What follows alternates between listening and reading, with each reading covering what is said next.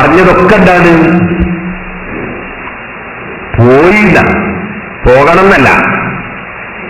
ഏതോ സ്ത്രീകൾ വാസ്തവത്തിൽ നബി സല്ലല്ലാഹു അലൈഹി വസല്ലം പറഞ്ഞത് അറിയാത്തതിന്റെ പേരിൽ പോയി എന്ന് വന്നാൽ തന്നെ തെളിവാവോ? അതുപോലെ നബി സല്ലല്ലാഹു അലൈഹി വസല്ലം വീടാണ് ഖൈർ എന്ന് പറയുന്നതിന് മുമ്പ് കാലത്ത് പോയ സംഭവങ്ങളുണ്ട്. അത് തെളിവാകുമോ? അത് തെളിവായി ഉദ്ധരിക്കാൻ പറ്റുമോ? സ്ത്രീകൾ പള്ളിയിൽ പോകുന്നത്, ജുമാ ജമാഅത്തിന് പോകുന്നത് പുണ്യമാണ് എന്നതിന് അത് തെളിവാക്കാൻ പറ്റുമോ?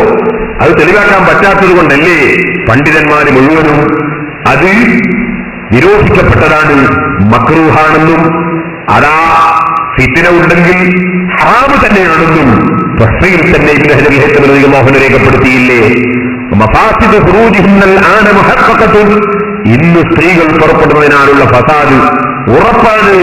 അതുകൊണ്ട് അതാ തഹ്രീം ഹറാമാണെന്ന് പ്രഖ്യാപിക്കൽ കൊണ്ട് മുറിക്കണമെന്ന് വരെ കിഫായത്തുൽ അഖ്യാറിൽ ഇമാം ഹിസ്നി റളിയല്ലാഹു അൻഹു രേഖപ്പെടുത്തിയില്ലേ?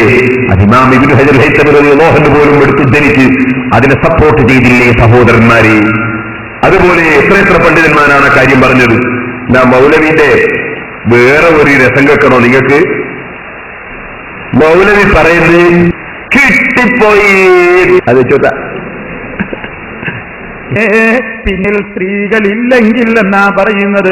പിന്നിൽ സ്ത്രീകളില്ലെങ്കിൽ അപ്പൊ ഇമാമിന്റെ പിന്നിൽ നിസ്കാരത്തിന് വരുന്നവരിൽ പെണ്ണുങ്ങളും ഉണ്ടെന്ന് കിട്ടിപ്പോയി. പെണ്ണുങ്ങളും ഉണ്ട് പേരോടെ, കൂട്ടപ്രാർത്ഥനയും ഇല്ല പേരോടെ.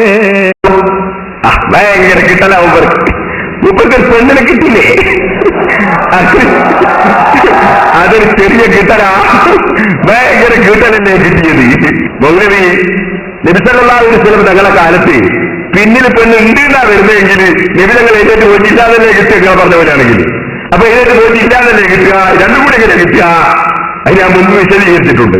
ഒരിക്കലും രണ്ടും കൂടി കിട്ടൂല ഉറപ്പാ. ഇന്ന് അങ്ങൾക്കൊന്ന് കേൾക്കണോ?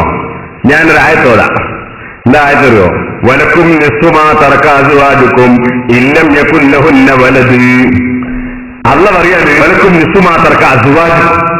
ഒരു സ്ത്രീ, ഒരു ഭാര്യ മരിച്ചുപോയി. ഇങ്ങനെ ഭാര്യ മരിച്ചുപോയാൽ നിങ്ങൾക്ക് ഭാര്യയുടെ പകുതി അവകാശമുണ്ട്. എപ്പോ? ഇല്ലം യകുൻ ലഹുന്ന വലദുൻ, ആ ഭാര്യയ്ക്ക് മക്കള് ഇല്ലെങ്കിൽ. അപ്പൊ മൗലവിക്ക് എന്ത് കിട്ടിപ്പോയി? മക്കളുണ്ട് എന്ന് കിട്ടിപ്പോയി. കാരണം മക്കളില്ലെങ്കിൽ പകുതി അവകാശമാണ് എന്ന് ഖുർആൻ പറയുമ്പോ മൗലവിക്ക് എന്ത് മനസ്സിലാവൂ? മരിച്ച പെണ്ണിന് മക്കളുണ്ടെന്ന് കിട്ടിപ്പോയി. കാരണം മക്കളില്ലെങ്കിൽ എന്ന് പറഞ്ഞിട്ടുണ്ടല്ലോ. അപ്പൊ മക്കളില്ലെങ്കിൽ എന്ന് പറയും, മക്കളുണ്ട് എന്ന് കിട്ടുമോ മൗലവി?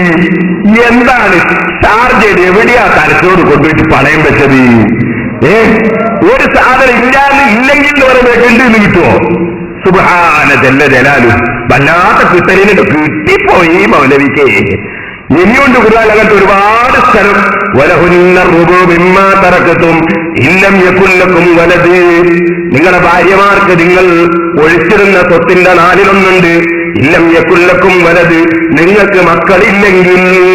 ഇപ്പൊ മൗലവിക്ക് എന്തിട്ടി? നമുക്കെല്ലാം മക്കളുണ്ട് എന്നിട്ടി. മരിച്ച പയ്യത്തിന് മക്കളുണ്ട് എന്നിട്ട്. കാരണം മരിച്ച പയ്യത്തിന് മക്കളില്ലെങ്കിൽ ഭാര്യക്ക് നാലിലൊന്ന്. മരിച്ച പയ്യത്ത് ഭാര്യയാണെങ്കിൽ അവർക്ക് മക്കളില്ലെങ്കിൽ ഭർത്താവിന് പകുതിയും. ഇപ്പൊ മൗലവിക്ക് എന്താ കിട്ടുക? മരിച്ച പയ്യത്തിന് മക്കളുണ്ട് എന്ന് കിട്ടൂ. മൂപ്പർക്ക് കിട്ടിപ്പോലാണല്ലോ, വല്ലാത്ത കിട്ടിപ്പോലും കേട്ടോ. ഇനി മൗലവി, ഞാൻ അന്ന് തന്നെ പറഞ്ഞിരുന്നു, അത് ഫിഖ്ഹിന്റെ കിതാബിലുള്ള ഒരു ഇബാറത്താണ്. ആ ഇബാറത്തിന് എന്തെങ്കിലും ഒരു സാധ്യത ഉണ്ടായാൽ മതി എന്ന നിലക്ക് ഞാൻ അന്ന് തന്നെ പറഞ്ഞിരുന്നു, വെറും പള്ളിയിലെ മസല മാത്രമാണോ ഫിഖ്ഹിന്റെ കിതാബിൽ പറയുന്നത്?